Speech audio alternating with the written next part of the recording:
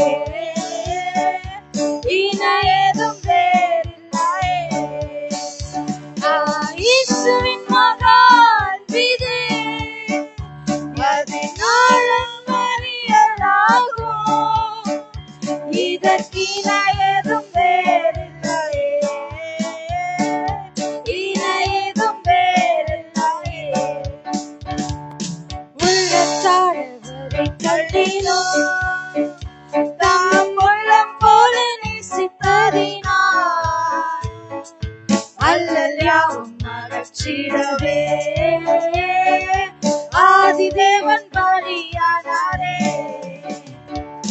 உள்ளத்தால் அவரை தள்ளினோம், தம் உள்ளம் போல நேசித்தறினார். அல்லல் யாவும் அகற்றிடவே ஆதிதேவன் பலியானாரே. இயேசுவின் மகான் விதே, அதின் ஆழம் அறியலாகுமோ? இதற்கின ஏதும் வேறில்லையே, ஏதும் வேறில்லையே. இயேசுவின் மகான் விதே, அதின் ஆழம் அறியலாகுமோ? இதற்கின ஏதும் வேறில்லையே, ஏதும் வேறில்லையே. மாறிடாய் மானேசரே, மாறாதவனங்கள் நானுமே. கல்வாரி சிலுவை மீதிலே காணுதே மாற்றிதே. இயேசுவின் மகான் விதே, அதன் ஆழம் அறியலாகுமோ? இதற்கின ஏதும் வேறில்லையே, ஏதும் வேறில்லையே. இயேசுவின் மகான் விதே, அதன் ஆழம் அறியலாகுமோ? இதற்கின ஏதும் வேறில்லையே, ஏதும் வேறில்லையே.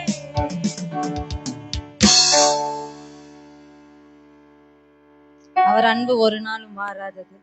ஆமென். அவர் மறவாமல் நினைத்திருக்கிறார். இரவும் பகலும் நம்மை நினைத்திருக்கிறார். இதுவரை நடத்தி வந்திருக்கிறார். எத்தனை பேர் சொல்றீங்க அவர் தான் என்ன நடத்தி கொண்டு வந்தார்? அதனால இந்த பாடலை பாட போகிறோம். மறவாமல் நினைத்திரையா, மனதார நன்றி சொல்வேன்.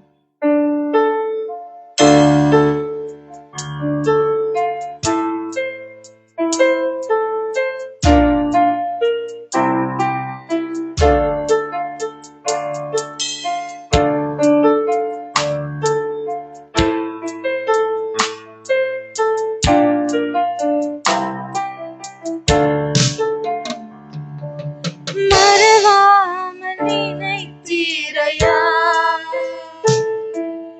மனதார நன்றி சொல்வேன். என்னை மறவாமல் நினைத்தீரையா, மனதார நன்றி சொல்வேன். இரவும் பகலும் என்னை நினைத்து இதுவரை நடத்தினீரே. இரவும் பகலும் என்னை நினைத்து இதுவரை நடத்தினீரே. நன்றி நன்றி ஐயா, கோடி கோடி நன்றி ஐயா. நன்றி நன்றி ஐயா, கோடி கோடி நன்றி ஐயா.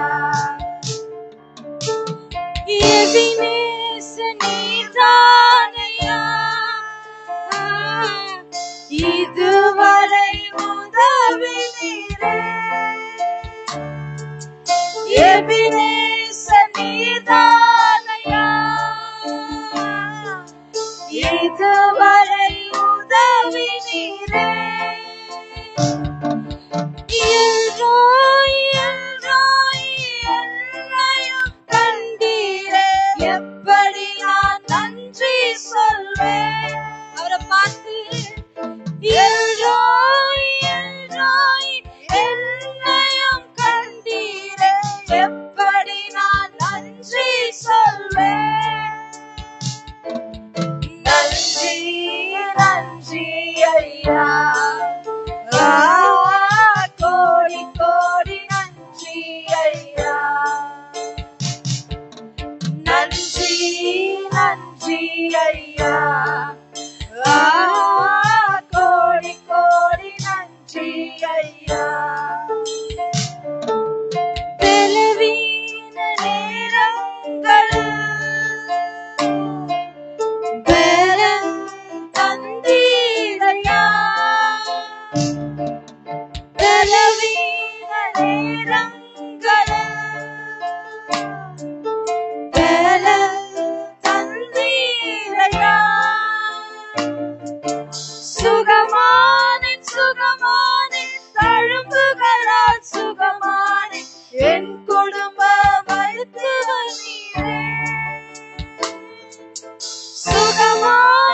சுகமானேன், தழும்புகளால் சுகமானேன், என் குடும்ப மருத்துவர் நீரே.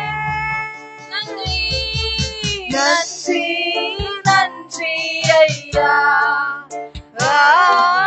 கோடி கோடி நன்றி ஐயா. நன்றி இயேசுவே, நன்றி நன்றி ஐயா, கோடி கோடி நன்றி ஐயா. என் கூட சேர்ந்து மறவாமல் நினைத்தீரையா, மனதார நன்றி சொல்வேன். மறவாமல் நினைத்தீரையா, மனதார நன்றி சொல்வேன். இரவும் பகலும், இரவும் பகலும் என்னை நினைத்து இதுவரை நடத்தினீரே. இரவும் பகலும் என்னை நினைத்து இதுவரை நடத்தினீரே. நன்றி நன்றி நன்றி ஐயா, கோடி கோடி நன்றி ஐயா. நன்றி நன்றி நன்றி ஐயா, கோடி கோடி நன்றி ஐயா. தடைகளை உடைத்தீரையா, தள்ளாட விடவில்லையே. தடைகளை உடைத்தீரையா, தள்ளாட விடவில்லை, தள்ளாட விடவில்லையே. சோர்ந்து போன நேரமெல்லாம் தூக்கி என்னை சுமந்து ஏற்றினீரே. சோர்ந்து போன நேரமெல்லாம் தூக்கி என்னை சுமந்து வாக்கு தந்து தேற்றினீரே. நன்றி நன்றி நன்றி ஐயா, கோடி கோடி நன்றி ஐயா. நன்றி நன்றி நன்றி ஐயா, கோடி கோடி நன்றி ஐயா. நன்றி நன்றி ஐயா, கோடி கோடி நன்றி ஐயா. மறவாமல் நினைத்து இதுவரைக்கும் தாங்கி தூக்கி சுமந்தார். ஒரு நன்மையும் நம்மளுக்கு குறைந்ததில்லை. சோர்வான நேரங்கள்ல தூக்கி சுமந்து இருக்கிறீங்களா ஆண்டவரே, அதற்காக நன்றி. நாங்க உங்களை மறவாமல் நினைத்து கொண்டிருக்கிறோம். நீங்க செய்த நன்மைகளை நாங்க எண்ணி பார்க்கிறோம் ஆண்டவரே. நீங்க செய்த எல்லா காரியங்களுக்காகவும் நன்றி செலுத்துகிறோம். மீதியான நேரங்களையும் கரத்துல ஒப்பு கொடுக்கிறோம். நீங்க பொறுப்பெடுத்து நடத்துங்க. இயேசுவின் மூலம் ஜெபிக்கிறோம் நல்ல பிதாவே, ஆமென்.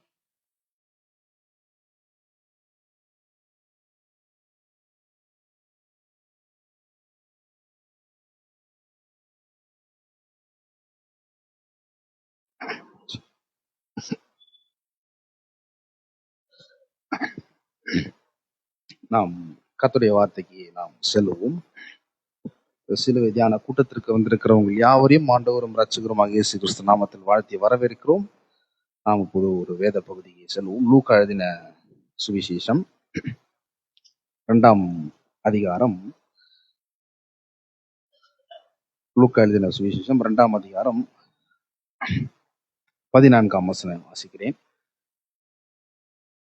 உன்னதத்தில் இருக்கிற தேவனுக்கு மகிமையும் பூமியிலே சமாதானமும் மனுஷர் மேல் பிரியமும் உண்டாவதாக என்று சொல்லி தேவனை துதித்தார்கள். பிரியமானவர்களே, இந்த வேத பகுதியை சொல்லுகிறது நீங்க சொல்லலாம், இது கிறிஸ்மஸ் டைம்ல இது ஒரு ஃபெமிலியரான ஒரு வேத பகுதி. இது கிறிஸ்மஸ் டைம்ல எல்லா சபையிலும் வாசிக்கப்படும். ஆனா இயேசுனுடைய பிறப்பை தேவ தூதர்கள் சொல்லுகிறார்கள். இது இந்த டைம்ல சிலுவை தியான கூட்டத்துல ஏன் இந்த வசனம் எடுத்த அப்படின்னா, அந்த 14ஆம் வசனம் சொல்லுது பாருங்க, உன்னதத்தில் இருக்கிற தேவனுக்கு மகிமையும் பூமியிலே சமாதானமும் மனுஷர் மேல் பிரியமும் உண்டாவதாக என்று சொல்லி தேவனை துதித்தார்கள். பாருங்க, ஒருபோதும் மனுஷனை தேவன் மறக்கிறதே இல்லை. யார் மேல பிரியம் உண்டாக வேண்டும்? மனுஷர் மேல பிரியம் உண்டாக வேண்டும். ஏன் இப்படி தேவ தூதர்கள் சொல்றாங்க அப்படின்னா, உங்களுக்கு நல்லா தெரியும். தேவன் மனுஷனை எப்படி உண்டாக்குனார் அப்படின்னா, அவருடைய சாயலின்படி அவருடைய ரூபத்தின்படி மனுஷனை உண்டாக்குவோமாக. ஏன் அப்படி உண்டாக்குறார் அப்படின்னா, இந்த பூமியில தேவனுடைய ஸ்தானத்தை மனிதர்கள் எடுக்க வேண்டும், தேவனுடைய எண்ணங்கள் எடுக்க வேண்டும், தேவனுடைய சுபாவத்தை உடையவர்களா இருக்க வேண்டும் என்று தேவன் விரும்புகிறார். ஆகவேதான் மனுஷர்கள் எப்படி உண்டாக்குனார் அப்படின்னா, அவருடைய சாயலின்படி அவருடைய ரூபத்தின்படி மனுஷனை உண்டாக்குவோமாக. அவங்க சமுத்திரத்தை ஆளுவாங்க, அவங்கள தேவன் ஆசீர்வதிக்கிறார். அப்போ நல்லா போகுது வாழ்க்கை. மனுஷன் உண்டாக்கும் போது, ஆதாம் ஏவாளை தேவன் உண்டாக்கும் போது நல்லா இருக்கு. ஒரு பிரியமா இருக்கிற தேவன் மனுஷர் மீது ஒரு பிரியம் இருக்கிறது, ஒரு அன்பு இருக்கிறது, ஒரு நேசிக்கிற ஒரு இருதயம் மனுஷன் இருக்கிறது. அப்போது ஆதியாகமம் 1ஆம் அதிகாரம் 31ஆம் வசனத்துல வாசிப்போம். அப்பொழுது தேவன் தாம் உண்டாக்கின எல்லாவற்றையும் பார்த்தார், அது மிகவும் நன்றாய் இருந்தது. சாயங்காலமும் விடியற்காலமாகி 6ஆம் நாள் ஆயிற்று. பாருங்க, தன்னுடைய சாயல்ல மனுஷனை உண்டாக்குறாரு, அவருடைய ரூபத்தின்படி மனுஷனை உண்டாக்குறாரு. எப்படி உண்டாக்குறாரு அப்படின்னா, தேவனுடைய சுபாவம் தேவனுடைய எண்ணம் உடையவர்களாக வர இந்த பூமியில உண்டாக்குறாரு. பாக்குறாரு, எல்லாமே நல்லா இருக்குது, அவங்களுக்கு ஒரு குறைவு இல்லை. ஆசீர்வாதம் இருக்கிறது, செழிப்பு இருக்கிறது, சமாதானம் இருக்கிறது, மகிழ்ச்சி இருக்கிறது, சந்தோஷம் இருக்கிறது. இது எல்லாத்தையும் காட்டிலும் தேவனோடு ஒரு நல்ல ஐக்கியம், தேவனுடைய பிரசன்னத்துல அவங்க இருக்கிறாங்க. ஆதாம் ஏவாள் இதெல்லாம் நடக்குது, எல்லாமே நல்லா போகுது. தேவன் மனுஷன் மீது ஒரு பிரியம் வைத்திருக்கிறாரு, ஒரு அன்பு வச்சிருக்கிறாரு. இங்கெல்லாம் நல்லா போகுது, எல்லாம் பாக்குறாரு, எல்லாம் நல்லா இருக்குது. அப்போ நடுவுல தேவனுக்கு விரோதமாக ஆதாம் பாவம் செய்யும் போது என்ன நடக்குது அப்படின்னா, தேவனுடைய கோபம், தேவனுடைய ஆக்கினி தீர்ப்பு, தேவனுடைய தண்டனை, இது எல்லாமே வெளிப்படுகிறது.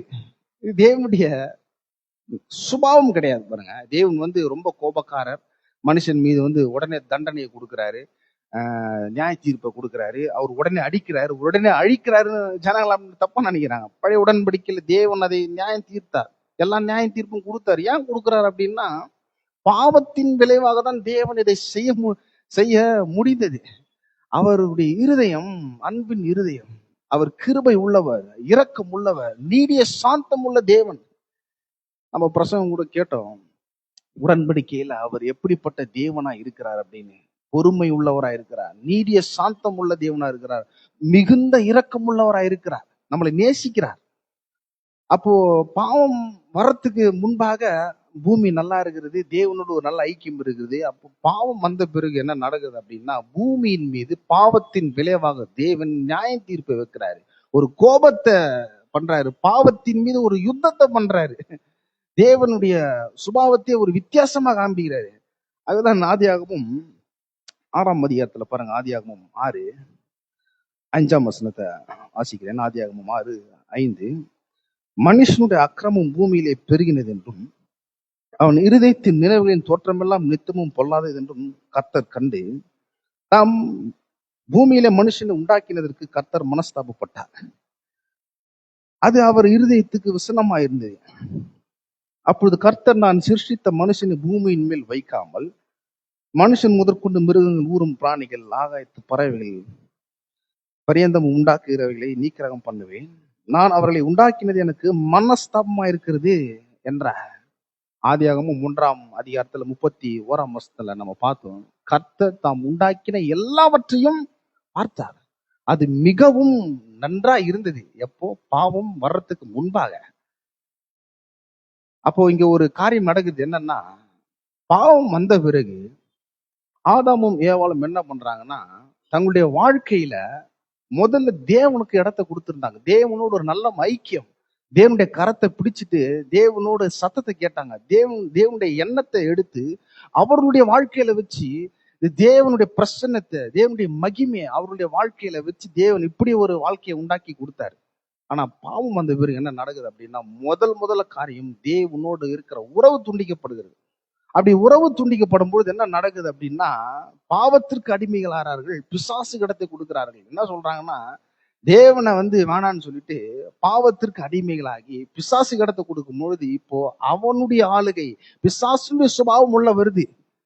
அப்போ வரும்பொழுது என்ன நடக்குது, தேவன் பார்க்கிறாரு, பூமியை பார்க்கும்பொழுது என்னன்னா, மனுஷன் அக்கிரமம் பூமியில பெருகினது என்றும் அவன் இருதயத்தின் நினைவு பாருங்க, தோற்றமெல்லாம் நித்தமும் பொல்லாதது. பாவம் வரத்துக்கு முன்பாக ஆதாமோடு தேவன் இருந்தார், பிரசன்னம் இருந்தது, நல்லா இருந்தது. அவனுடைய நினைவு எப்படி இருந்ததுன்னா, தேவனுடைய நினைவு, தேவனுடைய எண்ணத்தை போல இருந்தது. தேவனுடைய நினைவு என்னன்னா, அவர் அன்பின் தேவன், அவர் ஆசீர்வாதத்தின் தேவன், சமாதானத்தின் தேவன். இந்த எண்ணத்தை உடையவன ஆதாம் இருந்தான். ஆவியில தேவனோடு ஒரு நல்ல ஐக்கியம் இருந்ததுனால இப்பேற்பட்ட எண்ணங்களுடையவன ஆதாம் இருந்த நல்ல வாழ்க்கை இருந்தது. ஆனா பாவம் வந்த பிறகு தேவனோடு இருக்கிற அந்த உறவு துண்டிக்கப்படும் போது என்ன நடக்குது அப்படின்னா, தேவன் கிட்ட இருக்கிற அந்த உறவு போன பிறகு வாழ்க்கையில பாருங்க, முதல்ல அவனுடைய அக்கிரமம் பூமியில பெருகுது. அவனுடைய நினைவு பாவத்தினால் கரைப்படுகிறது. அதற்கு முன்னால சமாதானம், வெற்றி, முன்னேற்றம், ஆசீர்வாதம், மனமகிழ்ச்சி, சந்தோஷம், பரிபூர்ணம், நிறைவு, ஏராளம், தாராளமா இருந்தது வாழ்க்கை. பாவம் வந்த பிறகு என்னன்னா, அதுக்கு ஆப்போசிட்டா மாறிச்சு. பாவம் வந்த பிறகு பாவம் சாபத்தை கொண்டு வந்தது. சாபம் இந்த பூமியில நரகத்தினுடைய விளைவு கொண்டு வந்தது. இப்படி சொல்றேன், இப்படி சொன்னா விளங்கம் பாருங்க. என்னங்க சொல்றீங்க? தேவனோடு உறவு, அந்த ஐக்கியம் துண்டிக்கப்பட்டுச்சுன்னா வாழ்க்கை எப்படி இருக்குன்னா, வாழ்க்கை முழுக்க நரகம்.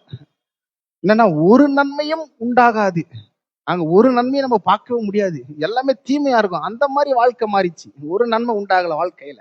அதனாலதான் மனிதனுடைய இருதயம் நினைவு எப்படி இருக்குன்னா, அவனுடைய இருதயம் நினைவு எப்படின்னா நித்தமும் பொல்லாதது, அக்கிரமம். அவன் பிறப்பிக்கிறது அக்கிரமத்தின் எண்ணங்களை பிறப்பிக்கிறான். பாவத்தை எப்படி செய்யலாம், எத்தனை பேரை கொலை பண்ணலாம், எத்தனை அழிவு உள்ள வரலாம், இந்த மாதிரி தேவனுக்கு விரோதமா செய்யறான்.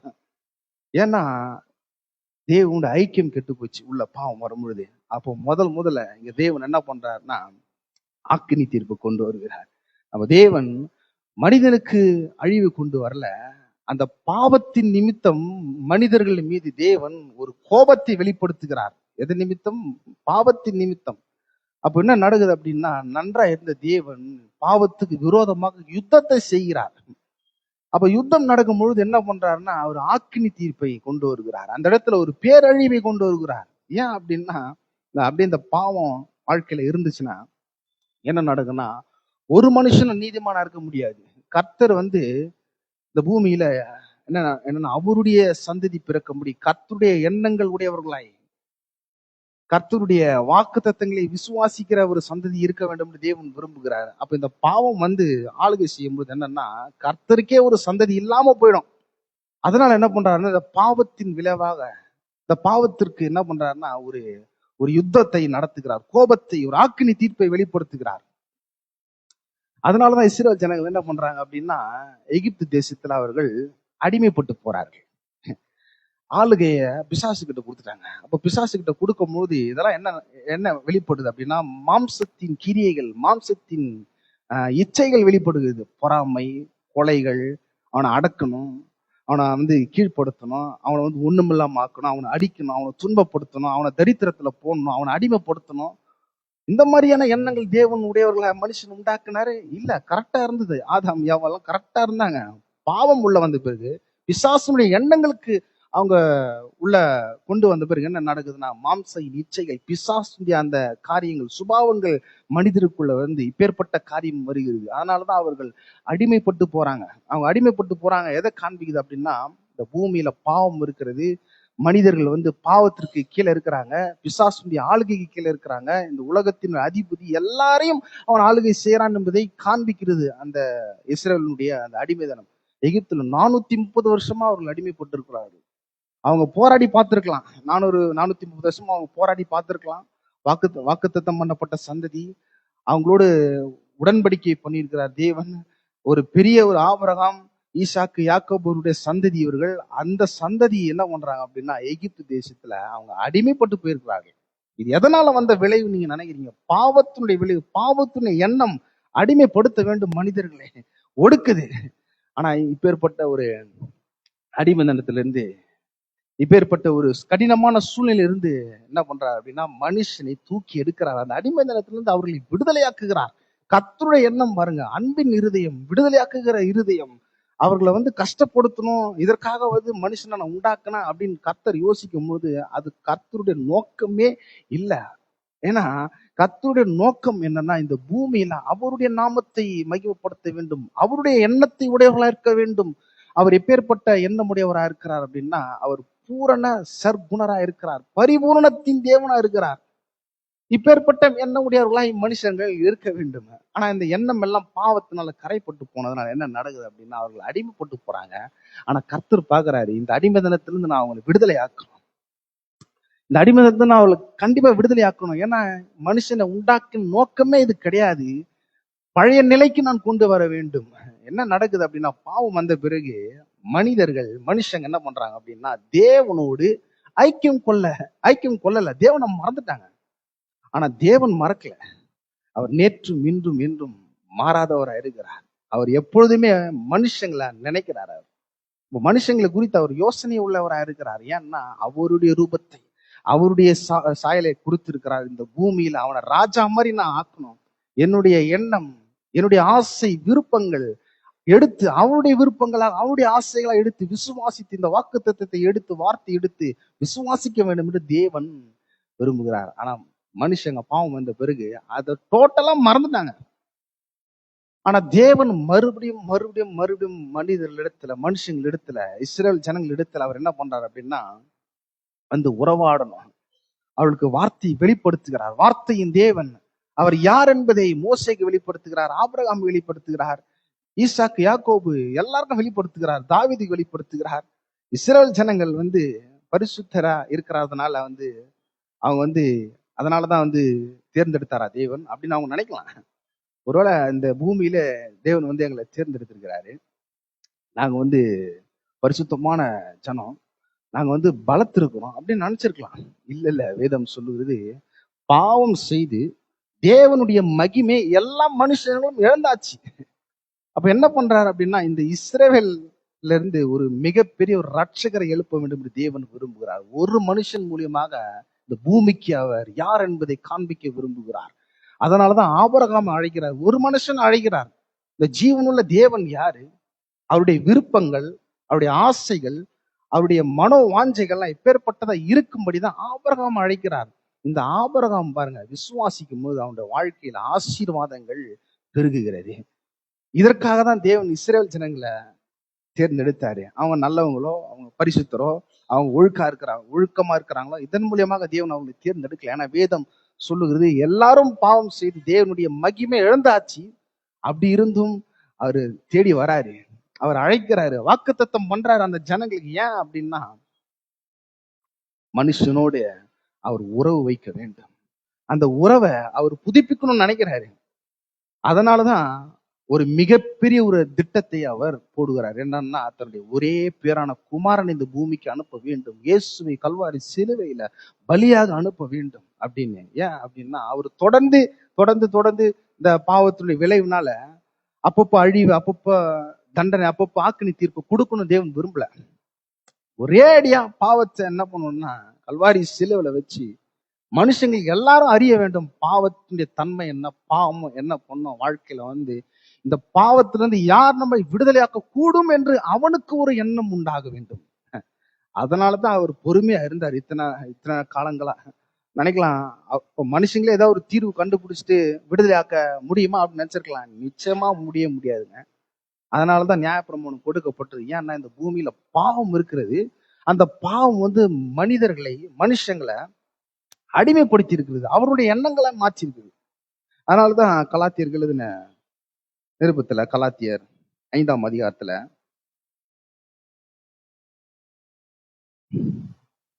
கலாத்தியர் 5:22 கலாத்தியர் 5:19 வாசிக்கணும் பாருங்க. மாம்சத்தின் கிரியைகள் வெளியரங்கமாயிருக்கின்றன, அவையாவன உபச்சாரம், வேசித்தனம், அசுத்தம், காம விகாரம், விக்கிரகாராதனை, பில்லி சூனியம், பகைகள், விரோதங்கள், வைராக்கியங்கள், கோபங்கள், சண்டைகள், பிரிவினைகள், மார்க்க பேதங்கள், பொறாமைகள், கொலைகள், வெறிகள், களியாட்டுகள் முதலியவனைகள் இப்படிப்பட்டவைகளை செய்கிறவர்கள் தேவனுடைய ராஜ்யத்தை சுதந்திரிப்பதில் என்று முன்னே நான் சொன்னது போல இப்போது உங்களுக்கு சொல்லுகிறேன். பவுல் பாருங்க எழுதுறாரு, மாம்சத்தினுடைய கிரியை, இந்த மாம்சத்தினுடைய கிரியை எதனால வந்தது? இந்த மாம்சத்தினுடைய எண்ணங்கள், இந்த சுபாவம் எங்க இருந்து வந்தது? இதெல்லாம் பிசாசுனுடைய எண்ணங்கள். இதுதான் என்ன பண்ணுதுன்னா மனுஷங்களை அடிமைப்படுத்தினது. அதனாலதான் தேவன் நியாயப்பிரமாணத்தை கொடுத்தாரு. நியாயப்பிரமாணத்தை கொடுத்து நீங்க அடிமைப்பட்டிருக்கிறீங்க, முதல்ல அதை தெரியப்படுத்துகிறார் இஸ்ரவேல் ஜனங்களுக்கு. நீங்க பாவத்துக்கு அடிமைப்பட்டிருக்கிறீங்க, இந்த பாவத்திலிருந்து வெளியே வரணும்னா உங்களுக்கு ஒரு ரட்சகர் வேணும். என்னுடைய குமாரனை அனுப்பணும், அந்த குமாரனை விசுவாசிக்கணும், அவரை நீங்கள் அறிந்து கொள்ள வேண்டும் என்று தேவன் விரும்புகிறார். அதனாலதான் நியாயப்பிரமாணத்தை கொடுத்தாரு. நியாயப்பிரமாணம் என்ன பண்ணுது அப்படின்னா சுட்டி காண்பிக்குது, தம்பி இது இது செஞ்சா பாவம்பா, கொலை செய்யாத அப்படின்னு சொல்லுது, விபச்சாரம் செய்யாத அப்படின்னு சொல்லுது. சொல்லும் பொழுது உள்ள இருந்து அதை செய்யணும்னு ஒரு விருப்பம் வருது பாருங்க. எதை செய்யக்கூடாதோ மனுஷங்களுக்கு சொல்றோமோ அதை தான் அவங்களுக்கு அதிக ஆசையா இப்ப அது செய்வாங்க. இதை செய்யாத அப்படின்னா முதல்ல இப்ப அதான் செய்வாங்க. தேவன் அப்படிதான் சொல்லியிருக்கிறாரு. அவருக்கு 10 கற்பனையில கட்டளையை கொடுத்தாரு. கொலை செய்யாத, விபச்சாரம் செய்யாத அப்படின்னு சொன்னா கரெக்டாவே அது செய்யறாங்க. உங்களுக்கு தெரியும் தாவீது என்ன பண்றாரு அப்படின்னா பச்சைபால் இடத்துல பாவத்தை செய்யறாரு. அவர் பாவத்தை செய்யும் போது 2 பாவத்தை செய்யறாரு. என்ன செய்யறாருன்னா கொலை செய்யறாரு, இன்னொன்னு விபச்சாரம் செய்யறாரு. 2மே செய்யறாரு. ஏன் அப்படின்னா அவர் பாவத்துக்கு அடிமைப்பட்டிருக்கிறார். பாவம் அவர் ஆளுகை செய்கிறது. இதெல்லாம் காண்பிக்கிறார். அவர் சொல்றாரு, என் தாய் கர்ப்பத்தில் என்னை எப்படின்னா பாவத்துல என்னை கர்ப்பம் தரித்தாள் அப்படின்றாரு. அப்ப எல்லா மனுஷருமே பாவத்துக்கு கீழே அடைப்பட்டிருக்கிறாங்க. பாவம் அவர்களை ஆளுகை செய்கிறது. இந்த உலகத்தின் அதிபதியினுடைய எண்ணம், அந்த இச்சைகள் அதெல்லாம் கொடுத்து இந்த காம விவகாரம், விபச்சாரம், கொலைகள், சண்டை, மார்க்க பேதங்கள் இது எல்லாமே கொடுத்து என்ன பண்றான் அப்படின்னா மனுஷனுக்கு விரோதமா அவன் என்ன பண்றான், இப்படிப்பட்ட கலகங்களை அவன் செய்கிறான். அதனால தேவன் பார்க்கிறாரு. பார்க்கும்பொழுது மனுஷன் இதற்காக உண்டாக்கப்பட்டான், என்னுடைய செயல் உண்டாக்கப்பட்டேன், இப்பேற்பட்ட எண்ணங்களுடையவன் அவன் இருக்கணும்னு தேவன் பார்க்கிறாரு. பார்த்துட்டு ஒரு தீர்வையை அவர் அங்க செலுத்துகிறார். என்னன்னா ஒரே பேரான குமாரனை இயேசு இந்த பூமியில அவர் அனுப்புறாரு. அதனாலதான் அந்த லூக்கா எழுதின சுவிசேஷத்துல 2ஆம் அதிகாரத்துல 14 பாசம் எப்படின்னா மனுஷர் மேல் பிரியம், அது அவர் மறக்கவே இல்லை. அவர் நம்ம மேல அன்பா இருக்கிறார், பிரியமா இருக்கிறதுனாலதான் இயேசுன்னு ஒரு ரட்சகர் தேவைன்னு அவரே நிர்ணயம் பண்ணி அவருடைய எண்ணத்துக்கு உட்பட்டு அவர் ஆசைப்பட்டு அவர் தான் என்ன பண்றாருன்னா, நீங்க ஏசாயா 53ஆம் அதிகாரத்தை பார்த்தீங்கன்னா இயேசுவை பாடுகளுக்கு உட்படுத்துகிறார். பிதா என்ன பண்றாருன்னா சந்தோஷமா இயேசுவை எல்லா பாடுகளுக்கும் எல்லா ரோகங்களுக்கும் என்ன பண்றாருன்னா உட்படுத்துகிறார். இயேசுவின் மீது இது எல்லா தண்டனை ஆக்கினி தீர்ப்பெல்லாம் நம்ம மீது வந்திருக்கணும். நான் எப்படி பார்த்தா அவர் பார்க்கணும். ஏன்னா தேவனுக்கு விரோதமாக நம்ம பாவம் செஞ்சோம், அவருக்கு விரோதமாக கலகம் செஞ்சோம், தேவனை தேடாம போனோம். ஆனா அவர் நம்மளை தேடி வருகிறார். இதெல்லாம் எங்க நடக்குது அப்படின்னா கல்வாரி சிலுவையின் மூலமாக இந்த இயேசு கிறிஸ்து மூலமாக என்ன பண்றாருன்னா நம்மளை தேடி கண்டுபிடிக்கிறார். அந்த அடிமைதனத்திலிருந்து, இந்த பாவத்தினுடைய அடிமைதனத்திலிருந்து அவர் நம்மை விடுதலையாக்கி என்ன பண்றாருன்னா வாழ்க்கையை மாத்துறாரு. அப்ப தேவனோடு மறுபடியும் அந்த பாவம் இயேசு ஏற்றுக்கொள்ளும் போது என்ன நடக்குது அப்படின்னா அந்த பாவத்தினுடைய அடிமைதனத்திலிருந்து, பிசாசுடைய பிடியிலிருந்து, பாவத்தினுடைய சுபாவத்திலிருந்து, எல்லாவற்றிலிருந்து அவர் வேறு அறுக்கப்பட்டு கிறிஸ்துவுக்குள்ள தேவன் நம்மளை இணைக்கிறார். பழையகள் எல்லாம் ஒழிந்து போகுது, எல்லாம் புதிதாக மாறுது. மறுபடியும் தேவனோட ஒரு உறவை, ஒரு ஐக்கியத்தை கொள்றாரு. அப்ப அந்த ஐக்கியம் கொள்ளும் பொழுது அங்க பவுல் சொல்றாரு பாருங்க, மறுபடியும் என்ன சொல்றாரு அப்படின்னா இதெல்லாம் சரியா நடக்கும் பொழுது பாவங்கள் மன்னிக்கப்படணும், அந்த அடிமைதனத்திலிருந்து விடுதலையாக்கப்பட்டா, தேவனோடு ஒரு ஐக்கியம் கொள்ளப்பட்டா உள்ள பரிசுத்த ஆவியானவர் என்ன பண்றாருன்னா ஆவியின் கனிகளை கொடுக்கிறார். எப்படி பாருங்க, 22ஆம் வசனத்தை வாசிக்கிறேன். கலாத்தியர் 5:22. ஆவியின் கனியும் அன்பு, சந்தோஷம், சமாதானம், நீடிய பொறுமை, தயவு, நற்குணம், விசுவாசம், சாந்தம், இச்சையடக்கம், இப்படிப்பட்டவர்களுக்கு விரோதமான பிரமாணம் ஒன்றுமில்லை. இது யாருடைய எண்ணங்கள், இது யாருடைய செயல்பாடுகள் அப்படின்னா கர்த்தருடைய எண்ணம், கர்த்தருடைய கனி, இது அவருடைய எண்ணம். அவர் தான் அன்பா இருக்கிறாரு. அதனால கற்றுக் கொடுக்கிறாரு பாருங்க. பாவத்துடைய அடிமைதனத்திலிருந்து நம்மளை விடுதலையாக்கி கிறிஸ்துவுக்குள்ள என்ன பண்றாருன்னா அந்த பாவத்தை அவர் என்ன பண்றாருன்னா எண்ணாமற் செய்கிறாரு. அதுதான் என்ன பண்றாருன்னா ஒப்புரவாக்குதலின் ஊழியத்தை இயேசு கிறிஸ்து மூலியமாக நமக்கு கொடுக்கிறார். எப்படி கொடுக்குறாரு அப்படின்னா 1 கொரிந்தியர் 5ஆம் அதிகாரம் 1 கொரிந்தியர் 5:17-18 வாசிக்கிறேன் பாருங்க. 1 கொரிந்தியர் 5:17 சாரி 2 கொரிந்தியர் 2 கொரிந்தியர்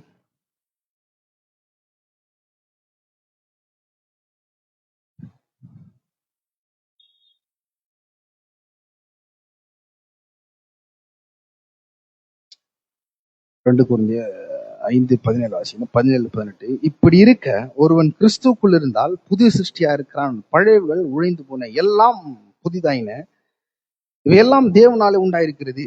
அவர் இயேசு கிறிஸ்துவை கொண்டு நம்மை தம்மோடு ஒப்புரவாக்குதல் ஊழியத்தை எங்களுக்கு ஒப்பு கொடுத்தார். இந்த ஒப்புரவாக்குதல் என்ன அப்படின்னா, தேவனை விட்டு ரொம்ப தூரம் போனாங்க, ரொம்ப தூரம் போனாரு. அவர் தேடி வராரு. அவர் தேடி வந்து என்ன பண்றாருன்னா, நல் மனம் பொருந்த வைக்கிறாரு. பாவத்தினால மனம் என்ன பண்ணுதுன்னா கெட்டு போயிருக்கு. அப்படி கெட்டு போகும்போது என்னன்னா, தேவனை தேட முடியல, தேவனை ஆராதிக்க முடியல, தேவனுடைய எண்ணத்தை உடையவர்களா நம்ம இல்ல. ஆனா அவர் தேடி வந்து பாவத்தினுடைய அந்த கூறு வரையும் போய் என்ன பண்றாரு அப்படின்னா, அதுல இருந்து அவர் விடுதலை ஆக்குறார். இயேசுவின் மீது நம்பிக்கை, இயேசுவின் மீது விசுவாசத்தை வைக்கிறவர்கள் என்ன பண்றாங்க அப்படின்னா, அவருடைய வாழ்க்கை மாற்றப்படுகிறது. அவங்க இருள்ல இருக்கிறாங்க, பாவத்துக்கு அடிமைப்பட்டிருக்கிறாங்க, தேவனோட ஒரு நல்ல ஒரு உறவு இல்லை, ஐக்கியம் இல்லை. அதனால என்ன நடக்குது அப்படின்னா, அவருடைய வாழ்க்கையில எல்லா பகுதிகளிலும் ஒரு குறைவு இருக்கு. ஏன்னா தேவனை தேடினாதான் அவர் வெளிப்படுவார், அவருடைய பிரசன்னம் இருக்கும். தேவனுடைய வார்த்தையில தான் ஜீவன் இருக்கு, வல்லம் இருக்கு. தேவனுடைய எண்ணம் எல்லாமே, தேவனுடைய விருப்பம், ஆசைகள் எல்லாமே இந்த வார்த்தையில் இருக்கிறது.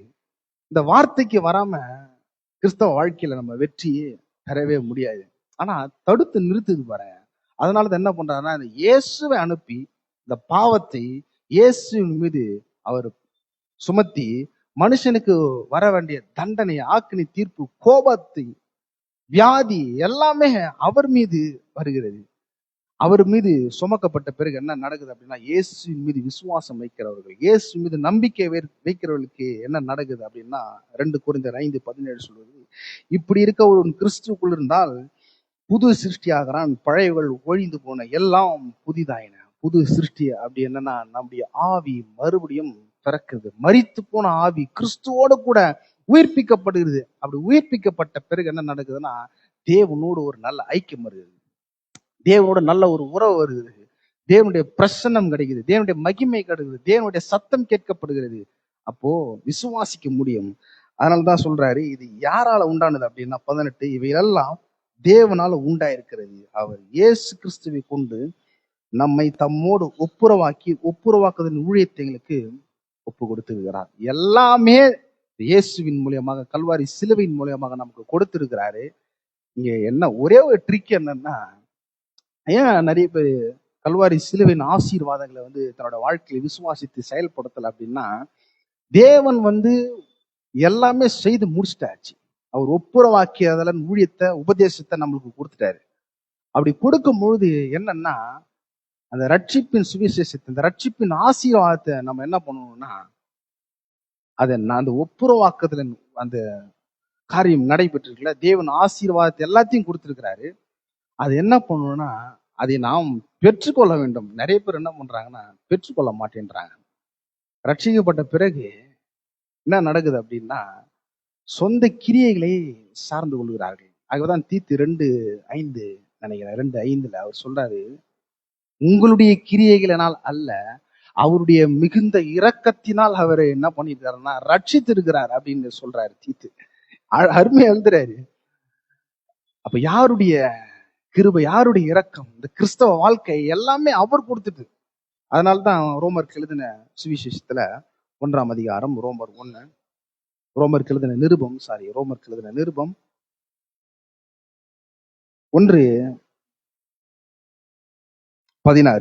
எழுதின நிருபம் 1:16, கிறிஸ்துவின் சுவிசேஷத்தை குறித்து நான் வெட்கப்படேன், முன்பு யூதரிலும் பின்பு கிரேக்கரிலும் விசுவாசிக்கிறவனும் அவனுக்கு ரட்சிப்பு உண்டாவதற்கு அது தேவனுடைய பலனா இருக்கிறது.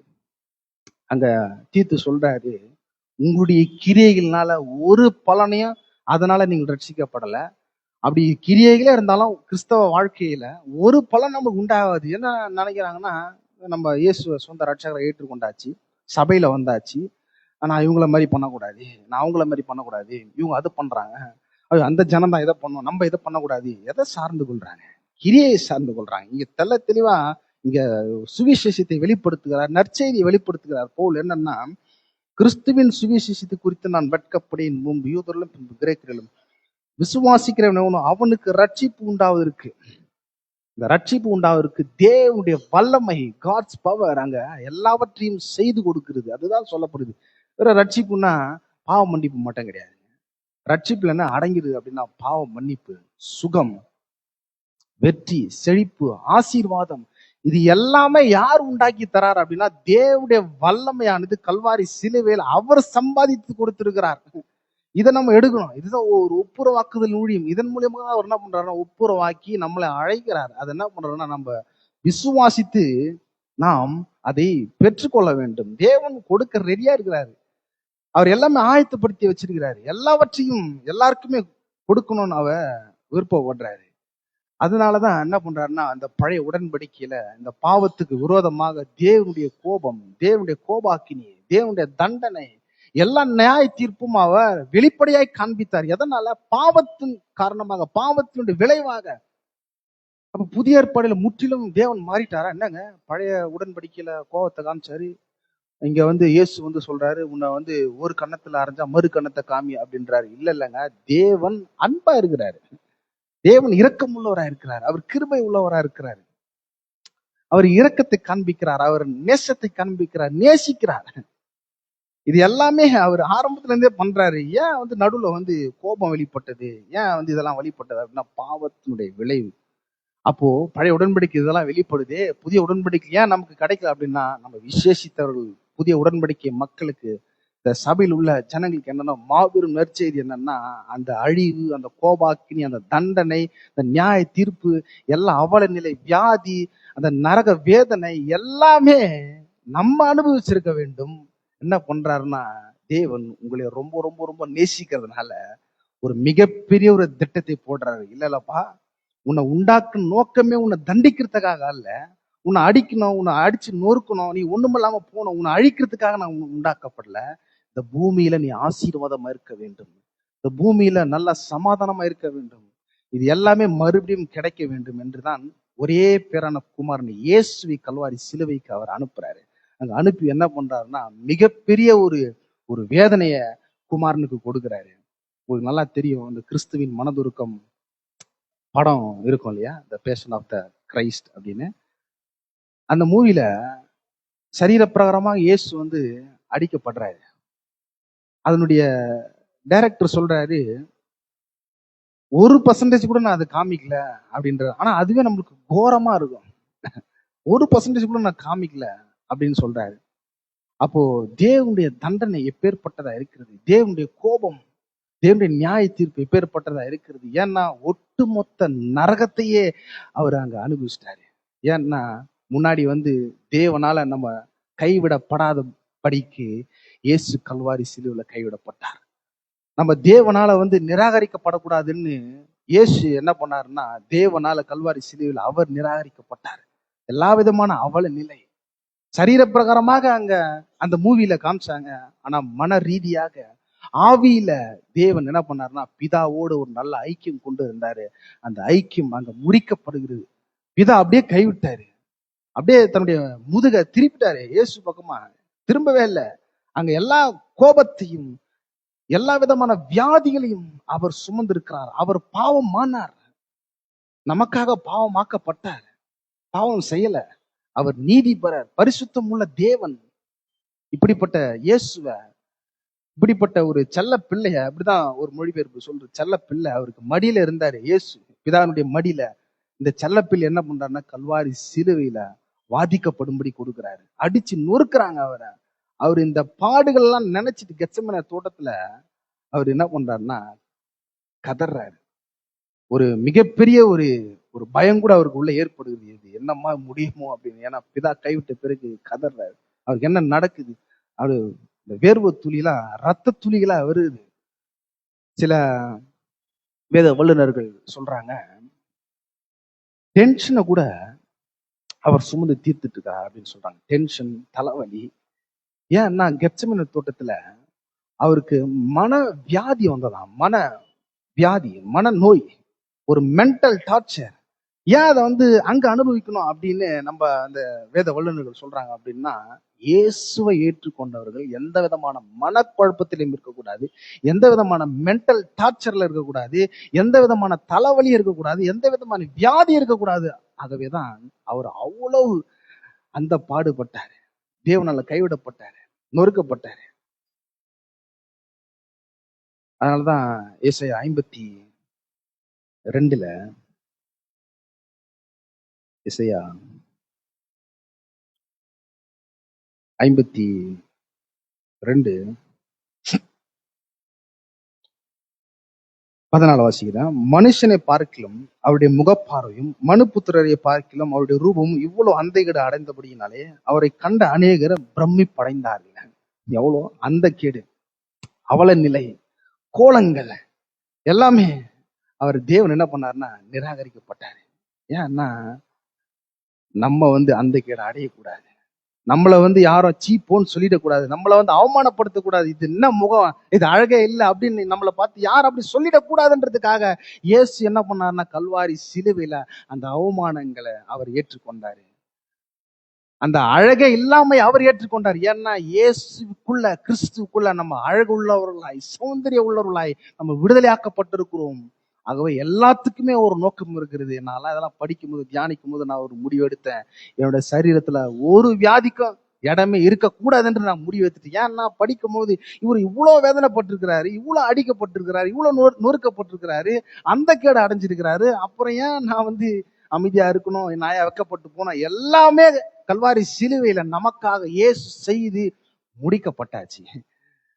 ஆகவேதான் பேர்பட்ட ஒரு சிலுவை தியானத்தை கொடுத்துலாம் அதெல்லாம் நம்ம தியானிக்க வேண்டியதா இருக்கிறது. ரொம்ப ரொம்ப முக்கியமா இருக்குது.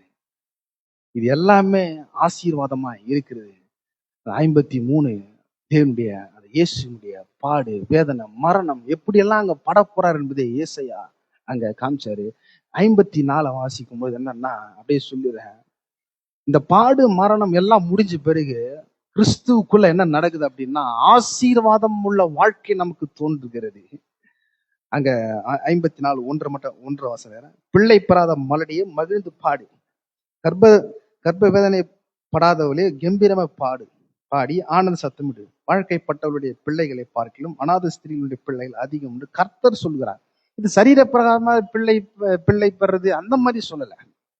ஆவிக்குரிய மலட்டு தன்மையிலிருந்து அவர் விடுதலையாக்கி கல்வாரி சிலுவையில ஆசீர்வாதத்தை கொடுத்திருக்கிறார். அதை பத்தி பாடு அப்படின்னு சொல்றாரு. 2ஆம் வசனம், கூடாரத்தின் இடத்தை விசாலமாக்கு, உன் வாசஸ்தலத்தின் திரைகளை விரிவாக்கட்டும், தடை செய்யாதே, உன் கயிறை நீளமாக்கி உன் முளைகளை உறுதிப்படுத்து, நீ வலதுபுறத்திலும் இடதுபுறத்திலும் இடம் கொண்டு பெருகுவாயாக, உன் சந்ததியார் சாதிகளை சுதந்திரித்துக் கொண்டு பாழாய் கிடந்த பட்டணங்களை குடியேற்றிருப்பார்கள். என்ன சொல்றாருன்னா 53 பாடு எல்லாமே முடிய போகுது, 54 ஆசீர்வாதம் ஸ்டார்ட் ஆகுது.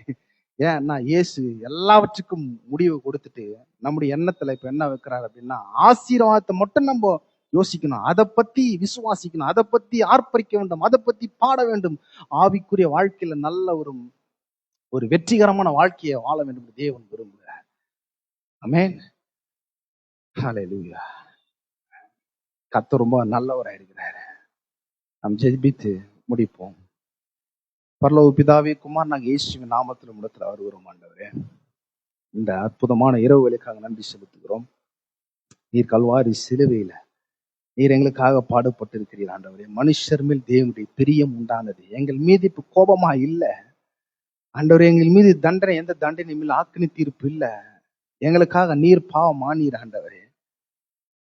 ஆண்டவரே, எங்களுக்காக நீர் விலக்கரித்து கொடுத்தீர். ஆண்டவரே, ஆண்டவரே, இப்பொழுது எங்களை பார்க்கும் பொழுது எங்களுடைய கணக்குல பாவம் இல்லை, அத தேவன் எண்ணல. இப்ப என்னை பார்க்கும்போது தேவனுடைய நீதியா என்ன பார்க்கிறாரு. இயேசு எல்லாவற்றையும் அவர் மீது சுமந்துட்டாரு. அவர் பாவம் ஆயிட்டாரு. உணர்ச்சி ரீதியாகவும் ஆவி ரீதியாகவும் அவர் காயப்பட்டாரு. ஏன் அப்படின்னா எங்களுடைய உணர்ச்சிகள், எங்களுடைய ஆவிக்குரிய வாழ்க்கை நன்றா இருக்க வேண்டும். ஆகவே எல்லா பாடுகளையும் அவர் சுமந்து தீர்த்துட்டார். ஆண்டவரே, அவர் எங்களுக்காகவே கைவிடப்பட்டார். எங்களுக்காகவே நரகத்தை அவர் அனுபவிச்சிருக்கிறாரு. எல்லாமே ஏன் அப்படின்னா, எங்களுடைய வாழ்க்கையில எல்லாமே நன்மையாக இருக்க வேண்டும். அது இயேசு எங்களுடைய வாழ்க்கையில செய்து முடித்திருக்கிறார். இப்படிப்பட்ட வார்த்தைகளுக்காக நாங்கள் நன்றி செலுத்துகிறோம் ஆண்டவரே. தொடர்ந்து நீர் எங்களுக்கு ஊழியம் செய்வீராக. வந்திருக்கிறவர்களுக்காக ஜெபிக்கிறோம். போகிலும் முறையிலும் பாதுகாத்துக் கொள்ளுங்க. உடைய தெய்வீக பாதுகாப்பின் கரம் இருக்கட்டும் ஆண்டவரே. வியாதியோடு வந்திருக்கிறவர்கள் இயேசுவின் நாமத்தில் வியாதி ஒன்றுமல்லாமல் போகட்டும் ஆண்டவரே. ஆண்டவரே, உம்முடைய தழும்புகளால் நாங்கள் குணமாகிறோம். நாங்கள் குணமாக்கப்படுவதற்காகவே அவருக்கு நீர் தழும்பை உண்டாக்கினீர் ஆண்டவர். இயேசுவின் நாமத்தினால வலிகள், வேதனைகள், வியாதிகள் எல்லாமே அது நீங்கப்பட்டிருக்கிறதுக்காக நன்றி செலுத்துகிறோம் ஆண்டவரே. ஆசீர்வாதத்தை தொடர்ந்து விசுவாசிக்க கூட திராணியை நீர்களுக்கு கொடுப்பீராக. தொடர்ந்து நீர் மகிமைப்படுவீராக. துதி கன மகிமை உமக்கு செலுத்துகிறோம். இயேசுவின் நாமத்தை நாங்கள் ஜெபிக்கிறோம். ஆமென். நம்முடைய கர்த்தராகிய இயேசு கிறிஸ்துவின் கிருபையும் பிதாவாக தேவனுடைய அன்பும் பரிசுத்த ஆவியினுடைய அந்நிய ஐக்கியமும் பாதுகாவலும் இன்றும் என்றும் சதா காலம் இருப்பதாக. ஆமென்.